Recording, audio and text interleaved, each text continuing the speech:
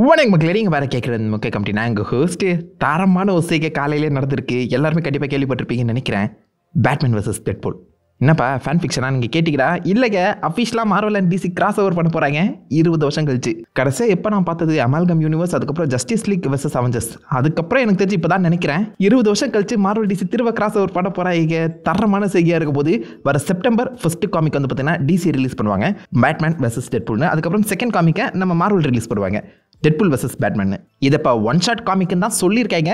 பெரிய சீரிஸாக எக்ஸ்பேண்ட் ஆகிறதுக்கான வாய்ப்புகள் கம்மி. இந்த வருஷம் இந்த செப்டம்பரில் நம்ம பேட்மேன் அண்ட் டெட்பூல் மீட் பண்ணுற மாதிரி ஒவ்வொரு வருஷமும் ஒரு கேரக்டர்ஸ் மீட் பண்ணுற ஐடியாவோட தான் இந்த கதையை வந்து பார்த்தீங்கன்னா ஆரம்பிச்சிருக்காங்க. ஸோ அடுத்த செப்டம்பருக்கு நீங்கள் வேற ஒரு கேரக்டர் மீட் பண்ணுற மாதிரி கதை போகலாம். அதுக்கான ஃபர்ஸ்ட் லுக் காமிக் புக் பேஜஸும் அதோடைய கவர் ஆர்ட்டும் அண்ட் முக்கியமாக இந்த கதை எதை நோக்கி போக போகுதுங்கிறதுக்கான சின்ன ஹிண்ட் டைமை கொடுத்துட்டு போயிருக்காங்க.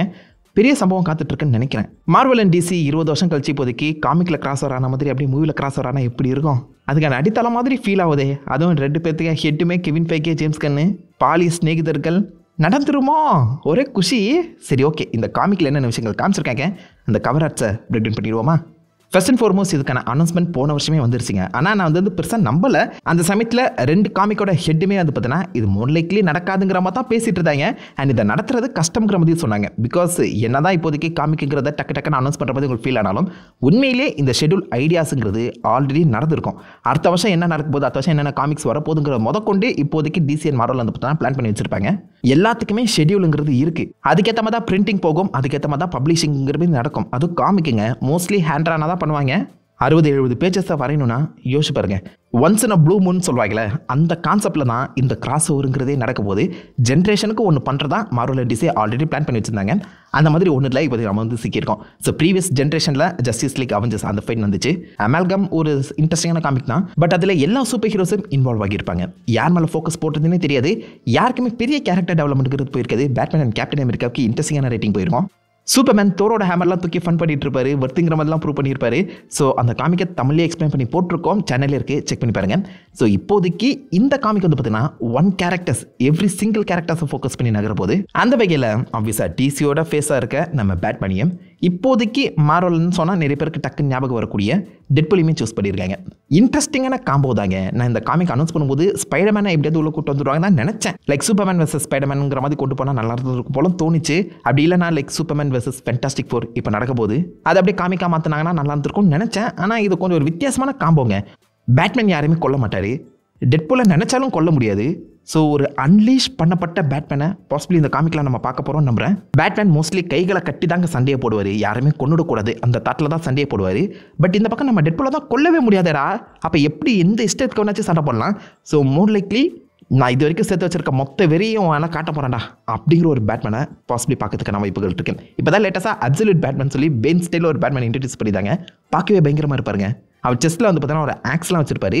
அந்த பேட்மேனை இறக்கி விட்டதாங்கன்னா இன்னும் ஃபன்னாக இருந்திருக்கும். ஏன்னா ஹீஸ் ஆல்ரெடி அ ப்ரூட்டல் பேட்மேன். பார்க்கவே பயங்கரமாக 7 அடி ஹைட்டுக்கு இருப்பார் மனுஷன். அவர் கூட டெட்பூலை சண்டை விட்டு டே என்னடா இந்த மலை கூட சண்டை போட விட்றீங்க அப்படிங்கிற மாதிரி கதையை கொண்டு போயிருந்தாங்கன்னா அல்டிமேட்டாக இருந்திருக்கும். பட் இப்போதைக்கு ஒரு புது பேட்மேனை தான் இறக்கிருக்காங்க. லிட்ரலியே ஒரு புது Batman. Mat Fraction and Jorge Jimenez அவங்க இப்போதைக்கு ஒரு புது பேட்மேனை டிசைன் பண்ணியிருக்காங்க.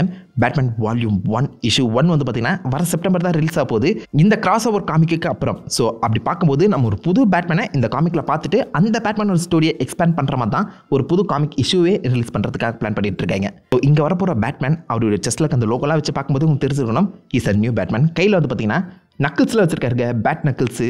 அண்ட் டெக்னாலஜிக்கலி என்ஹான்ஸ் பண்ணப்பட்ட பேட்மேனாகவும் இவர் இருக்க போகிறான்னு சொல்லி டீஸ் பண்ணியிருந்தாங்க.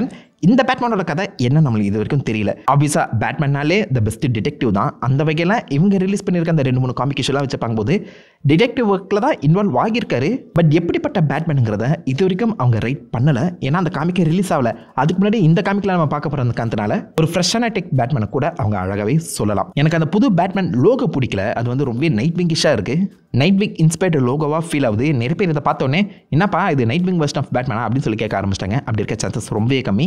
கண்டிப்பாக ப்ரூஸ் வேனா தான் கொண்டு போவாங்கன்னு நினைக்கிறேன். ஸோ பார்த்துலாம் அந்த காமிக் பற்றி தெரிஞ்சுப்போம். ஸோ ஃபஸ்ட்டு அந்த டிசி கவரை பார்க்கும்போது அல்டிமேட்டாக பண்ணியிருக்காங்க. ஏகப்பட்ட விஷயங்கள் உள்ள அடங்கியிருக்கு. முக்கியமாக ஆப்வியஸாக பேட்மேன் கையில் பேட் நக்கிள்ஸோட வெறி கொண்ட அந்த பக்கம் நம்ம டெட்பூல் அடிக்க போகிறாரு. நான் முன்னாடியே சொன்னேன் டெட்பூலை கொல்ல முடியாதுல்ல. அந்த வகையில் நம்ம பேட்மேன் அவருடைய முழு திறமையுமே இங்கே காட்டலாம். ஐ மீன் லிட்டலாக he can go for the kill. But ஆப்வியஸாக கில் பண்ண முடியாது அந்த சமயத்தில். எப்படி நம்ம பேட்மேன் டெட்பூலை சமாளிக்க போகிறான்னு சொல்லி சுத்தமாக ஐடியா இல்லைங்க.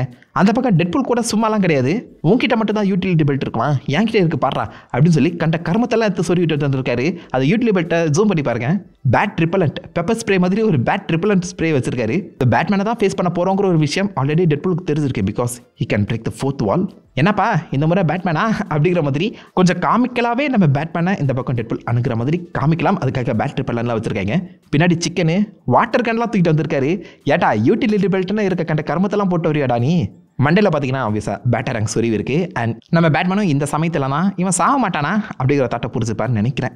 ரொம்பவே பிரைட்டாக அந்த இஷ்யூவை போர்ட்ரே பண்ணியிருக்காங்க. அண்ட் இவங்க ரெண்டு பேருமே ஃபோர்க்ரவுண்டில் சண்டை போடுற மாதிரி இருக்கும்போது பின்னாடி நீங்கள் பாருங்கள் ஏகப்பட்ட ஏஞ்சல்ஸ் இருக்க மாதிரி காமிக்கப்பட்டிருக்கு.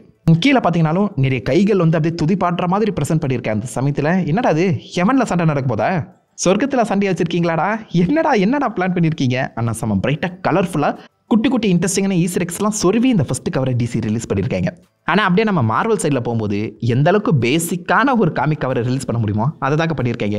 போரிங்கான ஒரு கவர்னு சொல்லலாம். ஒரு புகைக்கு நடுவில் இருந்து இந்த பக்கம் நம்ம டெட்பூல் அண்ட் பேட்மேன் ரெண்டு பேருமே பறந்து வராங்க. ஃபேன் டயக்ராம்ஸ் கூட இதை விட பெட்டராக இருக்கும்டா. என்னடா பண்ணி வச்சிருக்கீங்க, ரொம்பவே பேசிக்கான டிசைன் பண்ணியிருக்காங்க. டிசியோட டிசைனும் மார்வலோட டிசைனும் பேக் டு பேக் கம்பேர் பண்ணி பாருங்க. உங்களுக்கு இந்த டிசைனில் எந்த ஃபர்ஸ்ட் லுக் ரொம்ப பிடிச்சிருக்கு? பொய் சொல்லாமல் சொல்லணும், டிசி டிசைனா மார்வல் டிசைனா? இதில் நம்ம டெட்பூலோட முகம் ஃபுல்லாகவே வந்து பார்த்தீங்கன்னா ஏகப்பட்ட பேட்டராங் சொல்லி இருக்குது. அண்ட் பேட்மேன் ரொம்பவே சிம்பிளாக புகையிலேருந்து பறந்து வராரு. ஆப்வியஸாக அது நம்ம பேட்மேனோட ஸ்மோக் பாம்பாக தான் இருக்கணும். இந்த இடத்துல டெட்பூலை பேட்மேன் பின்னாடி இருந்து அட்டாக் பண்ண ட்ரை பண்ணுறாரு போல. ஃபர்ஸ்ட் டிசி காமிக்ஸ் தான் வரணும், அதுக்கப்புறம் தான் மார்வல் ரிலீஸ் பண்ணுவாங்கன்னு நினைக்கிறேன். ஸோ ரெண்டு பாயிண்ட் ஆஃப் வியூ ஸ்டோரியில் நம்ம பார்க்க போகிறோம். அண்ட் ஒன் ஷாட் காமிக் தான் சீக்கிரமாக முடிஞ்சிடும் நம்புறேன். இந்த காமிக்கோட பிளாட் லைன் என்னங்கிறத டீஸ் பண்ணியிருக்காங்க.